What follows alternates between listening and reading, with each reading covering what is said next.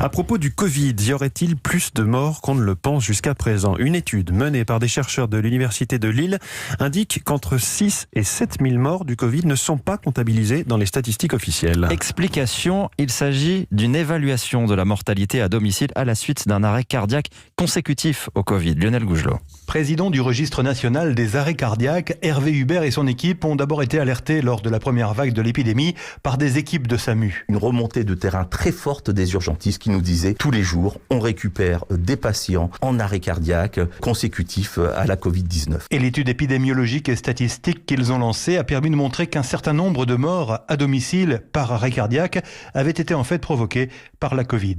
Ces patients qui ont fait un arrêt cardiaque, globalement, c'est un arrêt cardiaque consécutif à la Covid-19. D'ailleurs, très clairement, ces patients avaient comme caractéristique des causes respiratoires qui ont entraîné l'arrêt cardiaque. Le problème, c'est que ces décès n'ont pas été inclus dans les statistiques de mortalité du coronavirus, alors qu'ils représentent plus de 12% du bilan des décès officiellement recensés dans les hôpitaux et les EHPAD. Ce chiffre, globalement, c'est une constante. Il faudrait, à l'heure actuelle, réfléchir à une actualisation des données nationales en ajoutant entre 6 et 7 000 morts, puisque ce sont les résultats que l'on obtient par le biais de notre étude. Une mortalité qui, selon le chercheur, serait tout aussi sous-évaluée dans les autres pays européens. Lille, Lionel Gougelot, Europe 1.